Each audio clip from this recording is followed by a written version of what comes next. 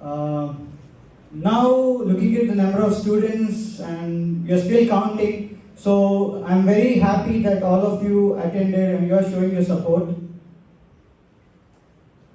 And it fills my lungs with great pride and ecstasy. I would like to specially thank the Student Welfare Professor Dr. Ram Kumar sir. So without Ram Kumar sir's support, this club would not have taken a shape. And the club faculty coordinator and mentor Dr. Anbalagan Mahadevan sir. Even in his busy schedule, sir always finds time for us and answers our queries. Thank you, sir. We are really grateful for your support. Now, without any further delay, I invite Deepak Sai to talk about the importance of joining clubs and participating in clubs. The stage is yours, Deepak.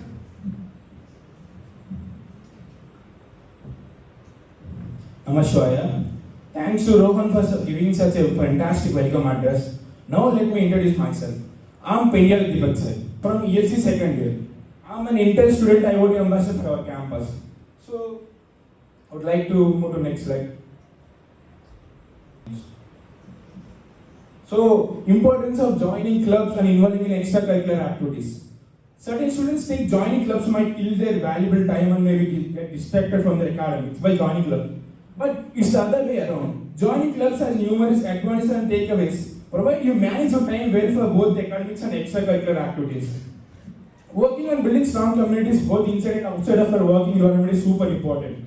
Then the amount of exposure you get by talking, building in public is immeasurable. And then the chances of collaborating and contributing on various projects and programs, overall the process is worth it. I truly believe in learning by doing things practically. Some benefits that have been observed from participation in these student developed communities, they boost the chance of academic success. In addition, students will have the opportunity to broaden their learning and working experience, community work, and then student collaboration. They will also explore the various interests that they involve in. And then, last but not least, it provides a great opportunity for networking.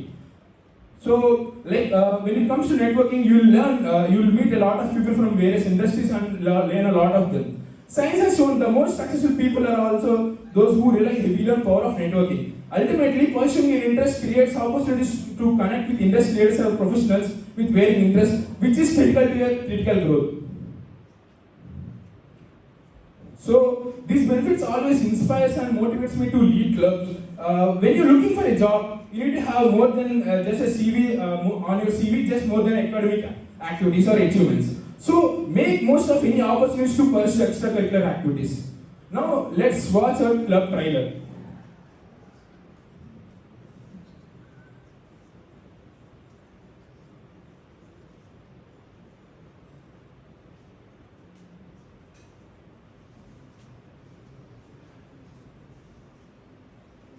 It all begins from a single origin, a unique point in space and time.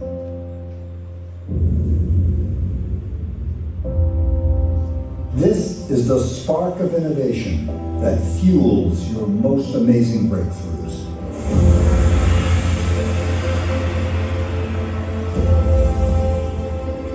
It's a passion for discovery that unveiled the genesis of all that exists in the universe. Today, the power of AI helps computers achieve superhuman capabilities. Introducing Intel IoT chip. And so we have long been obsessed with AI, with creating something. This isn't a new concept. It's not a new idea. As the saying goes, be careful what you wish for. Now today we see lots of different examples of AI. Right? I'm sure many of you are familiar with this. Many of you are carrying this in your pocket.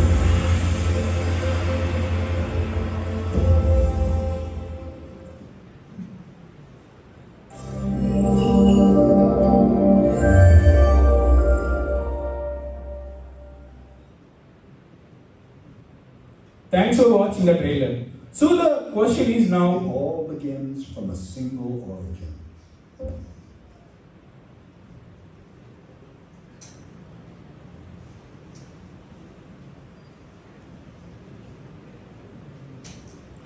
the down arrows.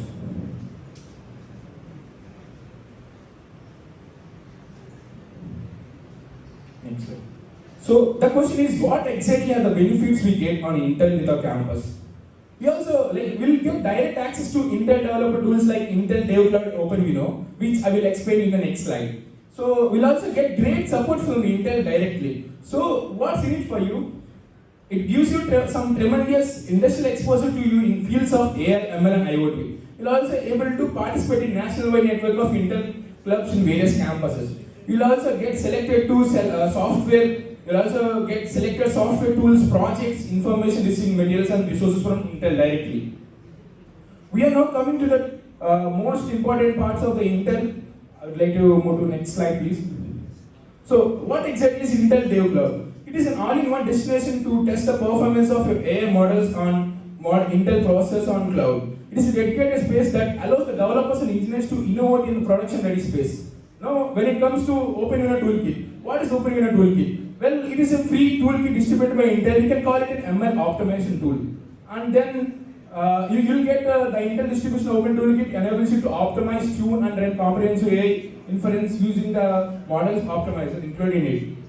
And then that's not all actually. Through this club, you can explore different fields of engineering. This club is a great stepping stone for those who are interested in AI, ML, and IoT, regardless of your previous experience and talks. So please don't wait for the opportunities to come over for you. Instead, back your abilities and work upon them. So, and coming to collaboration for today's event, I would like to move to next slide, please. AI. Coming to collaboration for today's event, DeepLearning.AI. Many have heard about DeepLearning.AI. Well, I will repeat it. DeepLearning.AI is an educational technology company that empowers the global workforce to build an AI-powered future through world-class education, hands-on training, and a collaborative community. DeepLearning.AI was founded by machine learning education pioneer Andrew Ng. He is a renowned faculty and research scholar from Stanford University and one of the co-founders of Coursera. Andrew has sent us a message to all of us. I would like to watch that video.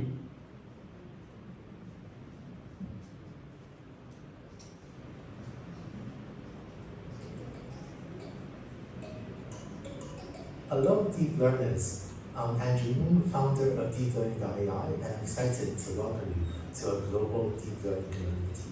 I know that many of you are here today because you want to break into AI and build your career. I hope that being part of this community will help you to do so.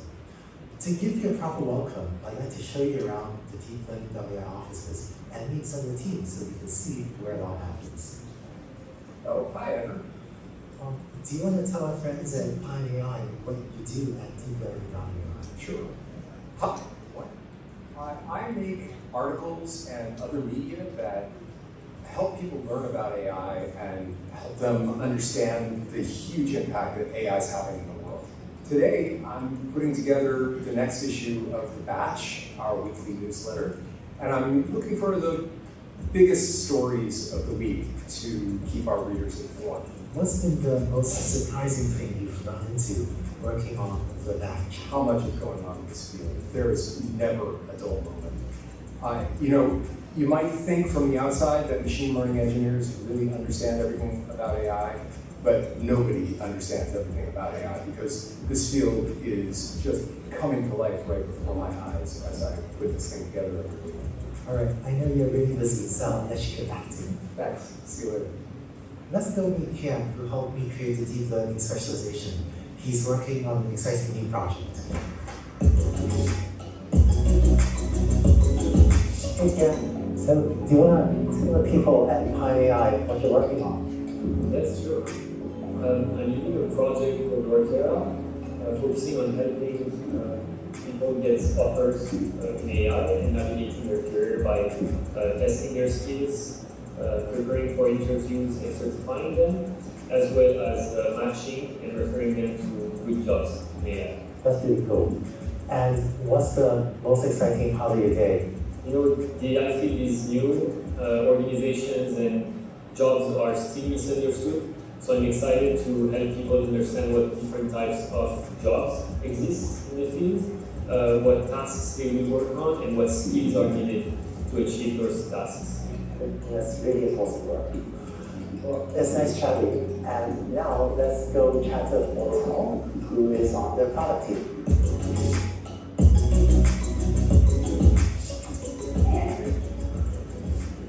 Do you want to say hi to our friends at AI and let them know what you're working on? I would love to. Hi everyone. I lead the product team in DeepLearning.AI, where we create AI education content accessible to people all around the world. People like you. And what are you most excited about right now? I am so excited to see our community grow and to see how eager people are to learn more about AI. Thanks, Elsa. Thanks, Anne. So, as you can see, our team is working hard to support you and help you learn. It's never been easier than before to break into AI. So, if you want to build a career, you can leverage online resources available, including open source code, datasets, papers, and online courses like the Deep Learning specialization on Coursera. As part of this journey, I hope you get your hands dirty too. Don't be afraid of diving in to build your own project. Or go ahead and try to replicate a research paper that you're excited about. One thing that I've seen help a lot of people succeed is if you can build a community or find a community of fellow deep learners you can meet with and study with on a regular basis. In fact, I hope that this Pioneer meetup that you're at right now will be a good place for you to meet these people. I hope you enjoyed the event today and that you learn a lot, both from the talks and from each other. And once again, welcome to the DeepLearning.AI community.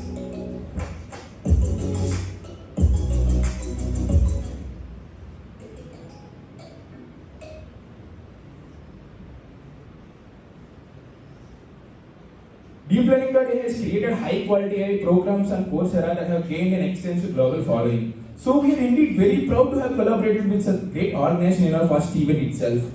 And now let me introduce our team. I would like you to next slide, please.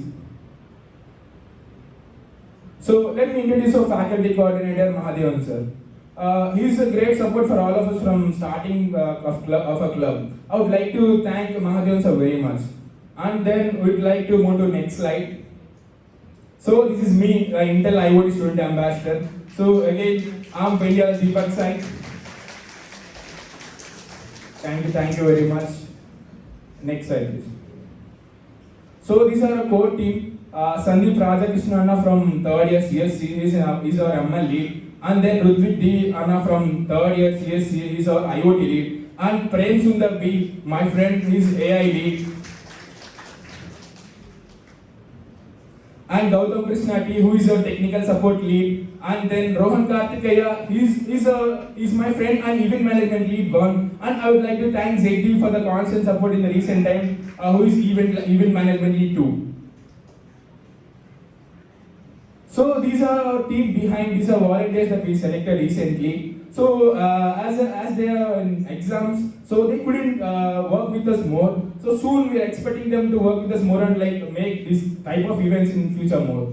So you can see the ML team: Raghavan B, Sonda Sai Reddy, S Akash, CR Ashwin Anna from AI third year, Ajay Krishnamohan from first year, and Darshan Kumar KS from AI third year. So I would like to introduce the IoT team too. As Pulasat and Tushar R, Sriram Aravind, Mohit V, Arvind Kumar M, Srinidhi PV. And last but not least, our event management team. I would like to introduce you to Ananya R, Sammy Rebecca, Sri Vignesh Kumar, Pranav Deepak and Supraja Gomati. Next slide, please. So next, Prem Sundar AI lead will take over the stage. Thank you.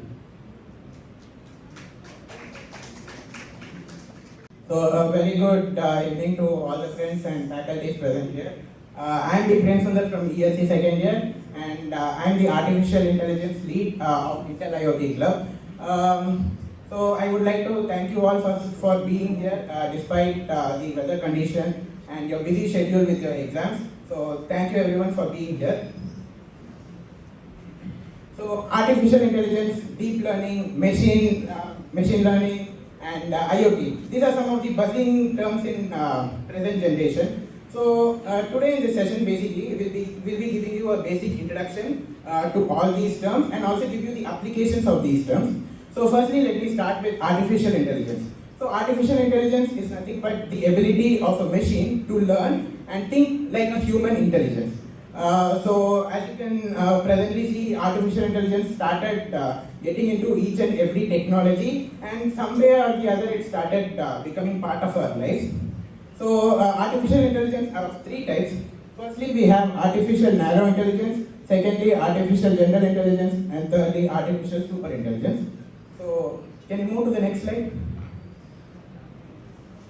So artificial narrow intelligence, you can consider it as step one for the progress in the future. So in artificial narrow intelligence, as the name suggests, the application of this is very narrow. In this, the artificial intelligence machines are capable of doing only one task efficiently at a time. And most of the applications exist only in this field, and we can consider step 2 to be artificial general intelligence and step 3 to be artificial super intelligence. So presently there are researchers going on only to make artificial general intelligence possible. So there is no development as such, and probably by the time we might graduate or in 4 or 5 years, we will have lots of application in this department as well. So presently I will be speaking about artificial narrow intelligence and its applications. Next slide. So the first application is computer vision. So as the name suggests, we are basically giving vision to the computers. By vision, we mean that we will be giving photos, videos and other visual inputs to the computer and let them learn from it. So basically you can see the example over here. It involves two main processes. One is object detection and the second is image segmentation. So basically in object detection, we will have to first detect all the objects. So as you can see the rectangular boxes over there, each of the object would be detected with a rectangular box, and after that is image segmentation. So basically image is made completely complex because of lots of pixels in it. So we will do image segmentation, which basically means we'll be breaking down the complete image into smaller image segments, and we'll classify each of them as a class level. Next slide. NLP, one more very important term in this generation. So NLP, one important example is the Google translators which we use. So we will translate from one language to another, and Google actually uses this technology behind it. So it will try to find out the symbols and then convert it into the output sequence. And one more example which everyone without knowing might be using is our Gmail. So basically our email will classify the emails as promotion, spam, primary, secondary. So this is basically done by a process of NLP called as keyword extraction. So it will take a keyword, it will try to match it with the predefined tags, and then the machine will automatically classify them. Next slide. Speech recognition. So basically nowadays I don't even lock my phone. I just tell, hey Bixby, lock my phone. That's it. That's how smart the mobile phones have become. So speech recognition allows us to talk to our computers, and this has changed the way how we react with the devices. So basically we can club speech recognition and NLP, which is natural language processing, for speech to text conversion. Next slide. One application of speech recognition is we can consider Google Assistant, Siri, Alexa, Cortana, etc. So nowadays I've seen people greeting Google and Siri more than they greet others. Hey Google, hey Siri. These are the most used words nowadays. So these technologies basically rely on two important aspects of artificial intelligence. One is NLP, which is natural language processing, and the second is machine learning, so that they will be able to understand what we are trying to communicate and then respond accordingly. Since you have heard the second buzzing word, that is machine learning, Akash will continue from here. Thank you.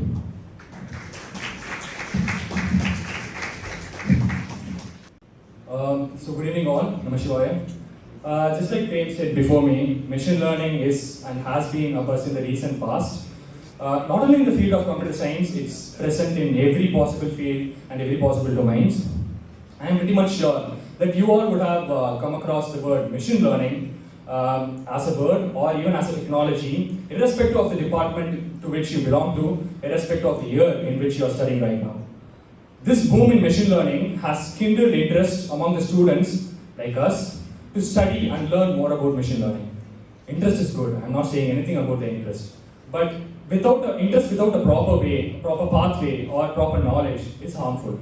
So we, the ML team, are planning to provide a deeper understanding of machine learning in the due course of events. And let this be the start of that journey. So I am Akash Satish from CSE second year, and I am here to elaborate on some of the basics of machine learning. Next slide, please. Next slide. Next slide. Yeah. So, as you see from the picture here, machine learning is sub-part of artificial intelligence, which Prem talked about right now. Machine learning is more focused on data, algorithms, and mathematics. To have a better understanding, let's compare machine learning with human thinking. Next slide. Yeah. So we all know that every decision that we are making right now in our lives is like directly connected and connected with the decisions that we have made in the past. And the experiences that we got from those decisions, regretful or like happy decisions, everything like connects to each other to all the decisions that we are making today. Similarly, the machine uses something called as historical data. So it utilizes the historical data, there's the pre-existing data, and predicts the output of the new data based on the experiences that it had with those data. Let's take an example of sending in cats and dogs images into the machine. So I'm having 1,000 images of cats and 1,000 images of dogs, and I'm sending it into the machine. So now the machine looks into those pictures and understands that, okay, this is how a cat looks like. Okay, this is how a dog looks like. With those 1,000 pictures, it gets an understanding of how a dog and a cat looks like. And then afterwards, if you send in a new data, a completely new dog or a cat face, it detects that it's a cat or a dog based on the experiences that it had with those 2,000 pictures. Next slide. Yeah. Next slide. Okay. So to all those who know programming already, you would have noticed that machine learning programming is completely different from traditional programming. You might all ask me, what's the big difference between machine learning programming and traditional programming? So the difference is that in normal programming, the programmers send in the data as well as the algorithm, that is the instructions that the computer needs to be followed. And based on those algorithms, the machine processes the data and it gives you the output. Whereas in case of machine learning programming, the contexts have been switched here, the roles have been switched here. So now the programmers will send in the input data and the expected output of the data. Now the machine in itself, it produces a dynamic algorithm to match those input and output values. And the sample data and the machine-made algorithm is stored in something called as a model. And this model is again inputted into the machine with new data, and the machine predicts using with the help of the model. Now in machine learning, it's like it's divided into three types: supervised learning, unsupervised learning, and reinforcement learning. In supervised learning, the given data is sample input and its corresponding output, which is called as the label of that particular input, based on which the machine creates something kind of like an equation, and it utilizes the equation to predict new data. And for understanding's sake, let's go back to our kindergarten days. It's beautiful, isn't it? Okay, let's not go there, it's depressing right now. Okay, so let's go into the part where our teachers taught us the alphabets, starting from the letter A. So we first learned A from our teachers, where the teachers wrote that A in a blackboard. And then afterwards, we started writing A in our own handwritings. And then we started observing A in our fellow classmates' handwritings. And then in various calligraphies and stuff. And then at this point, I'm pretty much confident that we can identify A's irrespective of the handwriting and irrespective of the calligraphy. Except for doctor prescription, of course. I guess we have to make a project on that to process the doctor's prescription and make sense out of it. So apart from that, we are able to find the A's right. So similar to that, machine also processes many data which has labels on it. And the cats and dogs example that I gave a few minutes before is a perfect example for supervised learning. And the next is unsupervised learning. In unsupervised learning, we don't have the label, we don't have the output for the given input, we only have the input. It's similar to how if we don't have teachers, we are learning things by ourselves. So in that case, what we'll do is we know only that it is a symbol, something like this. We don't know that it is a name. So we try to group all those similar symbols together and try to make sense out of it. And it's similar to now A is something similar to symbol 322. Just like in Marvel, they produce multiversal Earth as Earth 322, Earth 432, something similar to that. We don't have a proper label to it. And we group all of them together and then we match the new data with those groups that we have already. Reinforcement learning is something in which we won't be giving any much of data, we will be only giving rules to that. So in reinforcement learning, the machine itself tries everything on its own, and it goes into a situation, and then if it does the things right, it gets reward. If it doesn't, it gets penalty. So in order the algorithm is to maximize the reward the machine that gets. So I'm just having a small video clip, a YouTube video clip, which would help us understand reinforcement learning.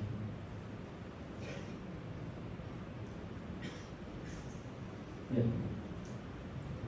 So this is a small game which utilizes reinforcement learning, so in which you can see that the player there is like going and falling into the trap again and again, and it's learning that it shouldn't go there. So after 500 training episodes, now the protagonist of the game has understood how to play the game, which is an AI, of course, which is an ML, of course.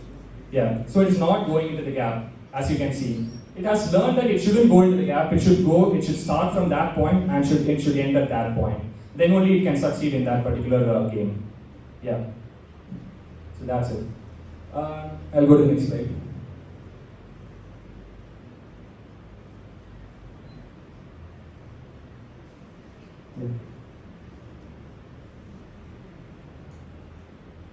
Yeah, so in supervised learning, we have something called as regression classification. And I'll elaborate more on regression and classification right now. Next slide. So regression is something that is used on continuous data points. So in regression, we are having data points, as you can see from this particular graph, where in which the x-axis of the graph actually means the input features, and the y-axis of the graph are the output features. So all those data points are like plotted together, and we are trying to form an equation. The machine is trying to form an equation which would pass through most of the points. And if we send in a new data point, it takes the equation as a reference. Here it is a straight line, it is a linear regression format, but the equation can also be quadratic, polynomial, and whatsoever. So the point is that the equation should match with the data points as much as possible, so that when a new data comes in, it will be placed in the graph, and based on the equation, its output will be predicted, right? So let's take an example of weather prediction. I'll use my computer G. Yeah. Computer G, please predict the weather of Etimade weather tomorrow. Oh shit, my computer is crashing. Yeah, right. Sorry, I forgot that weather changes every 2 minutes in Etimade, so I'll go to Chennai, my home place. Yeah. So in Chennai, if the weather on Monday is, it's pretty hot there. So the weather on Monday is 36 degrees, and on Tuesday it's 37 degrees, and on Wednesday it's 38 degrees, and I want to find what's it going to be on Thursday.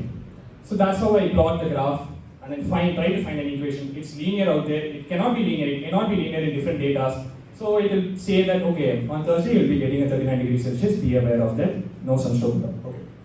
Yeah. So next is classification. The name is pretty self-explanatory, I guess. Classification is a machine learning algorithm to classify objects based on the similarities of their features. So I'll take an example of balls which have RGBA values. So we have different balls which is categorized into red section, red group, blue group, and green group, and all this stuff.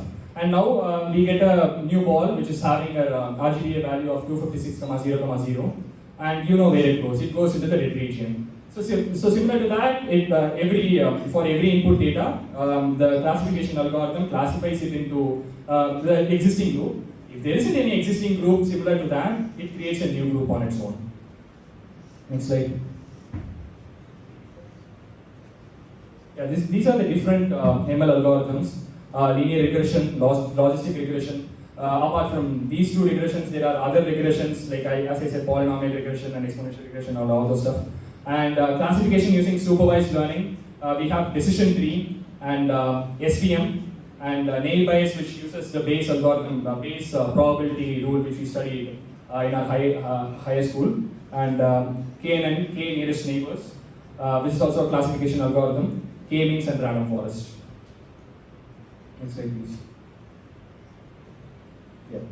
So deep learning is part of machine learning. I'll just say the skin level of deep learning. So deep learning is a part of machine learning, which is an attempt to exactly emulate the working of a human brain.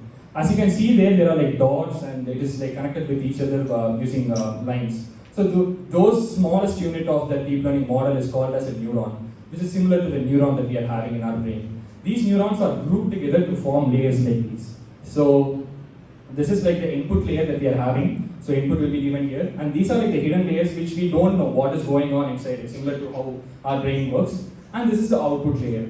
So similar to machine learning, this also predicts and classifies stuffs. But in deep learning, you don't really need to do feature classification, feature extraction. Based on by looking at different data, deep learning requires a lot amount of data when compared to machine learning. So by looking at the data itself, the model itself extracts features for you. You really don't need to give features into the model. And that's it. I'll ask the next speaker to come and talk about.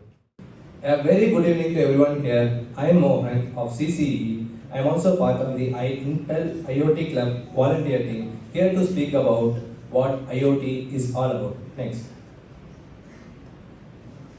I would like to say a saying, our future depends upon what we did in the present. But back then in 1980s, there are few computer students did something that decided our future. And let's see a brief history about it. So, back in early 1980s, we would have not heard of the World Wide Web, the internet. Back then in that time, there are few computer students of Pittsburgh University created the world's first IoT project using the soda machine.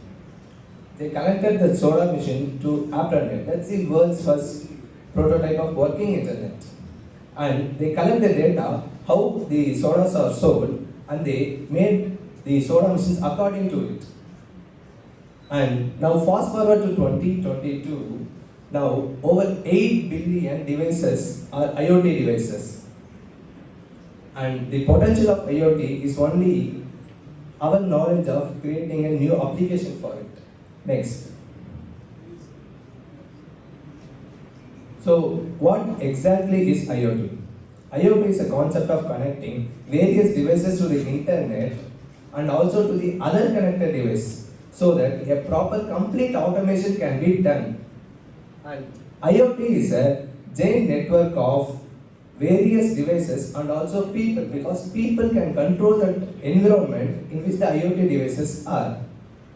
And they share the data about the environment. The backend services process it, then the decisions are made. Next slide. So now let's see about the major components of IoT system. It's IoT device, backend services, the internet, the local network. IoT devices are wireless sensor that send some data about the environment it's placed in. Then the local internet. Local internet sends the data to the internet. Internet sends the data to user application and backend services. Backend services stream the data back to the IoT devices. That's how a complete automation is done. To the next slide. Next.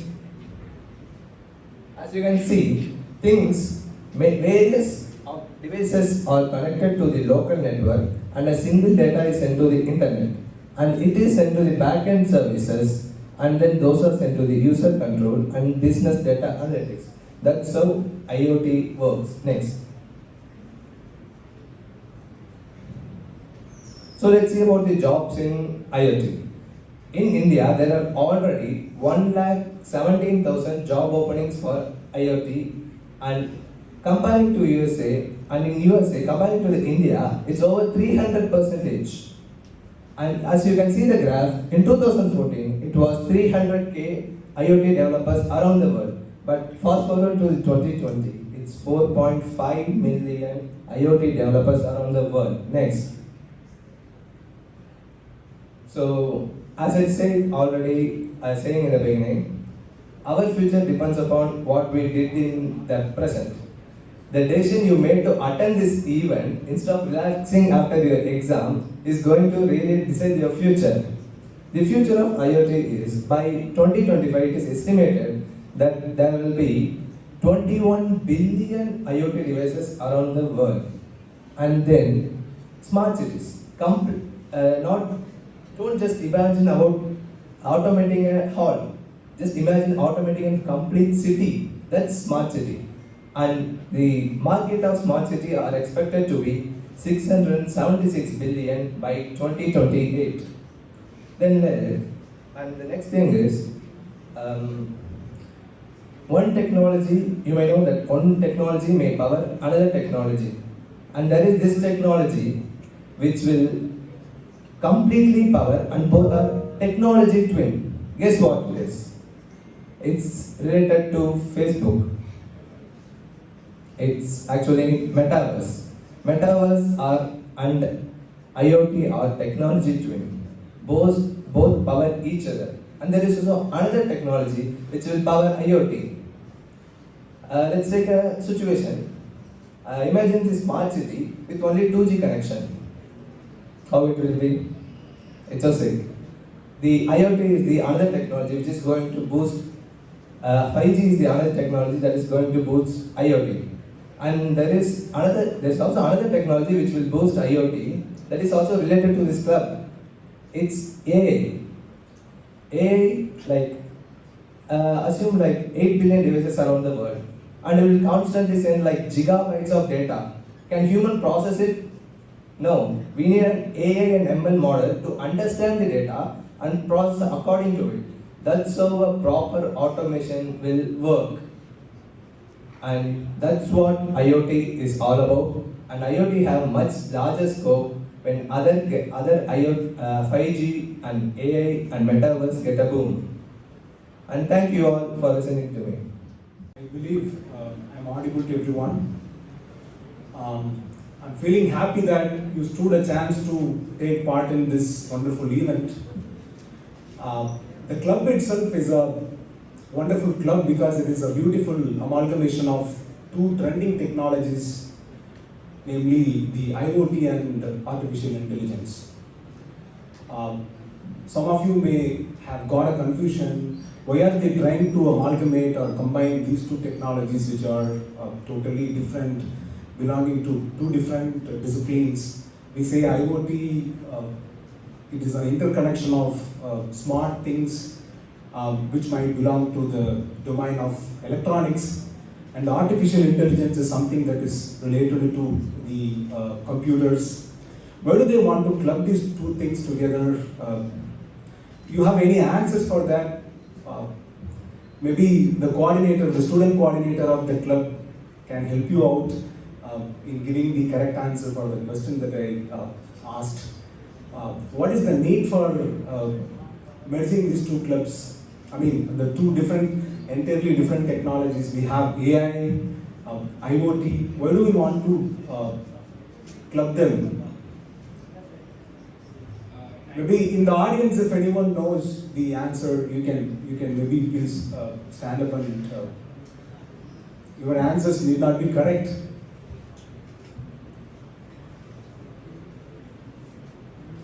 Any guesses? Yeah, please. Yeah. To make them to be more smarter. Yeah, okay. So the devices, IoT devices that you used to mean are basically the sensors which do the task of capturing some measurements in the environment. But is it okay if we just capture the data without properly utilizing it? How can we get the insights into the data that are captured by the sensors, yeah, definitely we require something called a program in the form of machine learning or the deep learning. There comes the role of artificial intelligence. We must appreciate in the entire evolution of IoT or artificial intelligence, we must appreciate the inventors of the internet technology and also the Web 2.0. I can be an evidence for the Web 1.0 because I used it when I did my undergraduation 10-15 years back. That was Web 1.0, wherein we haven't been given any chance to upload our own content to the internet. But now, some of you might be bloggers. You may have your blog, writing some articles. You have all the freedom to post your content on the social media network like Facebook or the YouTube. So we must appreciate all these inventions in the history of computer science and engineering. Without that, we cannot enjoy the benefits of the latest technologies like the artificial intelligence. So I think I am talking something that is not related to what I am asked to talk. Yeah, I must appreciate each and every one of you, because you have taken part in this event. What I feel is, though you are already busy with your academic activities, I wish this club activity also should go hand in hand with the academic activities that are already going on. This club will help you in getting exposed to various technologies that are available within the Intel platform. The student coordinators will take care of that particular aspect. So you may also request your friends, your fellow students, to take part in this club. It would be a wonderful experience if you are a part of this club. Yeah. So with that, let me take the privilege to correct few things that were presented wrongly by the previous speakers.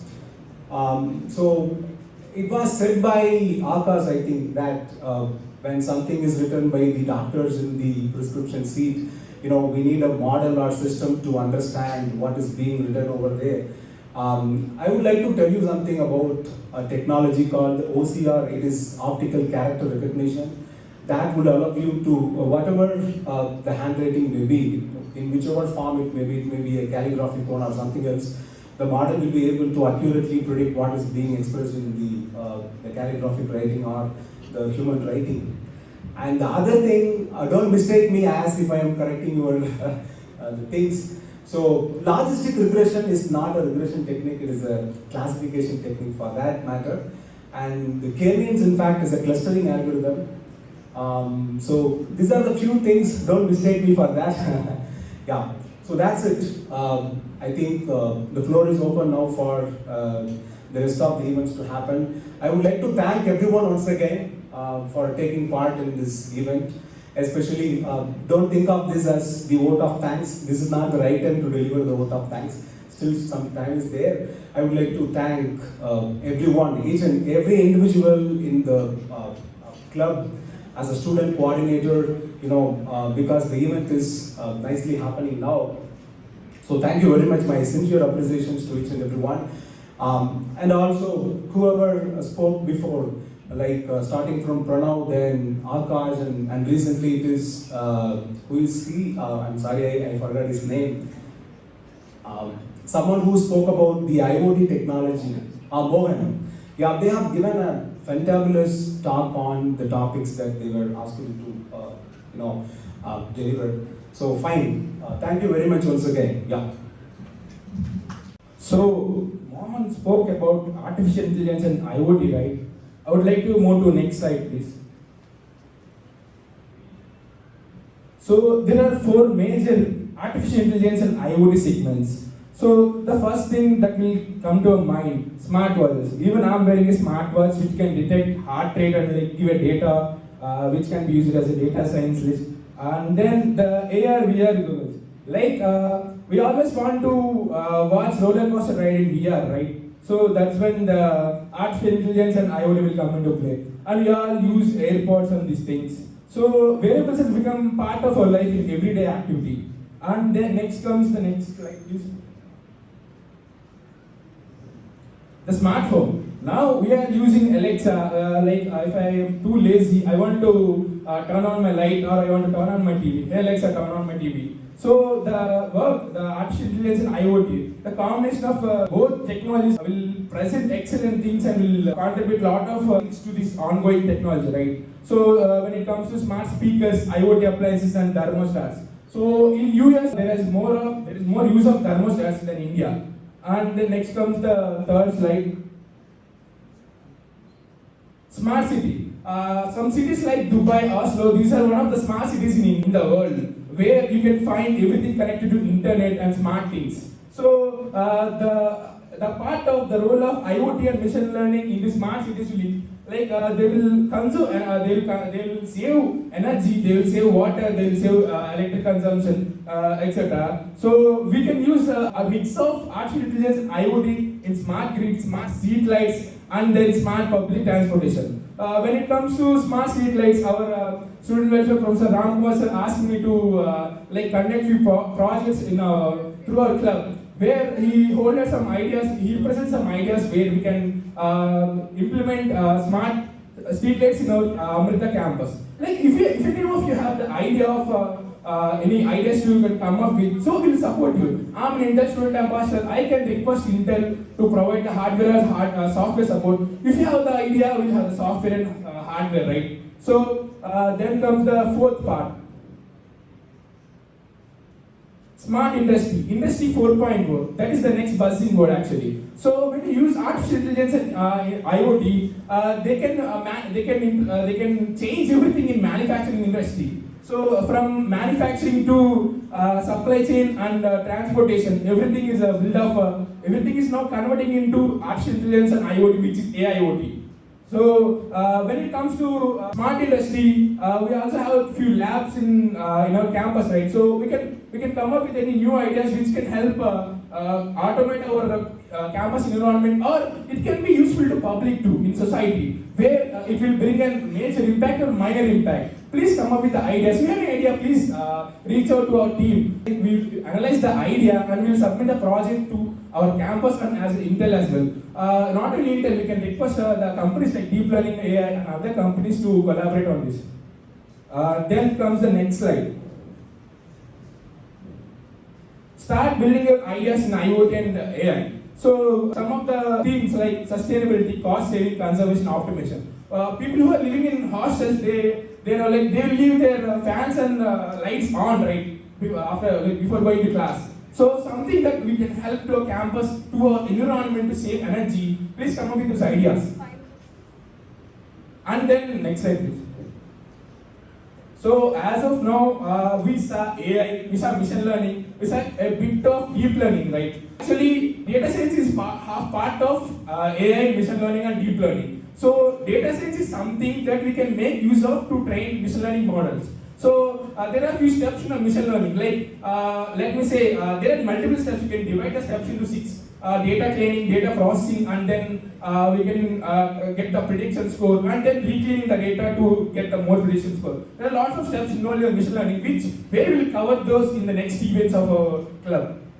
And then when you look at the data science and AI, machine learning comes under artificial intelligence, and deep learning is a part of machine learning. And there will be a data science mixed in all these fields. And apart from the half of the AI, machine learning and deep learning, the other half of the data science is like business analysts who can analyze business for the companies.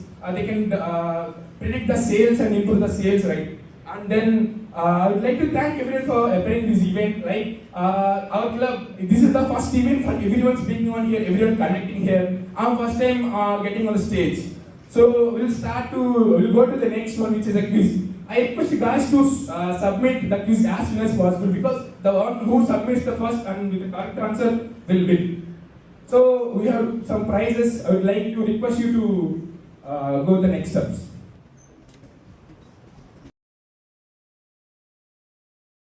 Okay, so good evening everyone. My name is Supraja Gomati.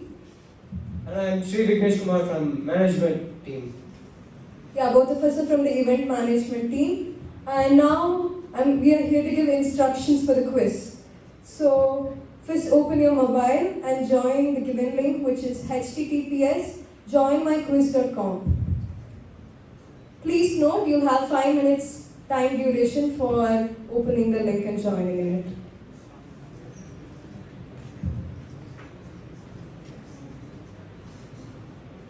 And for the MS Teams account, please use your college account. Okay, next slide please. And to join the quiz, enter the code 017168. Yeah, it is 017168. So directly go to joinmyquiz.com, then log in with your MS Teams account. You need to enter your name, your date of birth and those details. Then you will come to a dashboard where you can see your name. In few minutes we'll start the event. Again, the code is 017168. Okay, we're going to start. For your phones.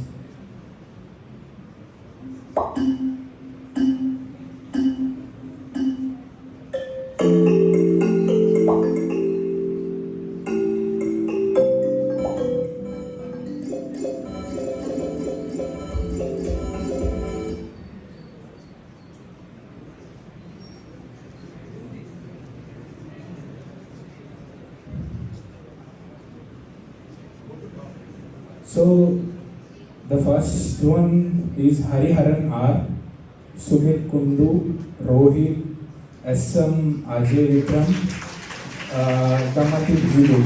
These are the top 5 and there are prizes for the top 5. We'll soon distribute the prizes.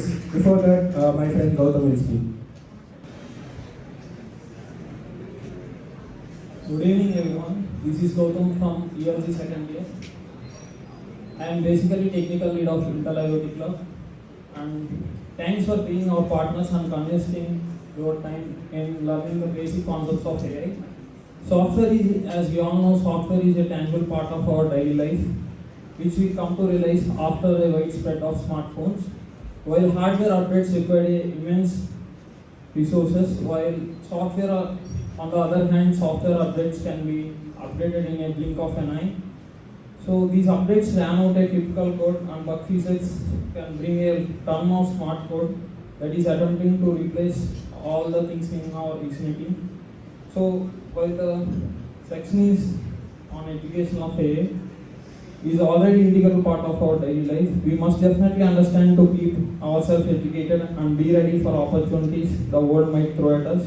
I hope you have all made wise time of your, and thank you for participating. Looking forward to a bright future.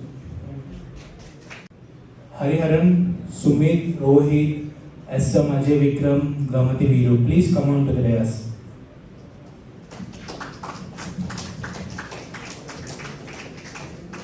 So the first prize goes to Hariharan R, and the prize is 1500 rupees and the certificate.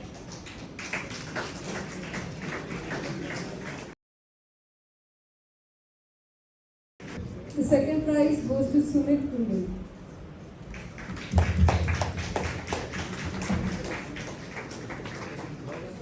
The prize is 1000 rupees and certificate. The third prize goes to Rohit. And the prize is 500 rupees plus certificate.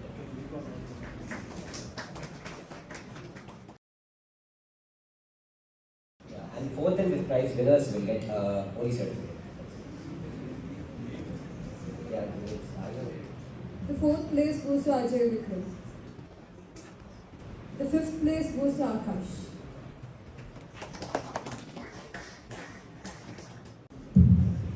Thanks for everyone joining. We'd like you to join in our Discord channel. So please open your mobiles and type intelasc.tech and join our Discord channel, please. intelasc.tech. I would like to call every volunteer and team under the dais. all the volunteers, please join the stage. Intel IoT Club, please join the stage.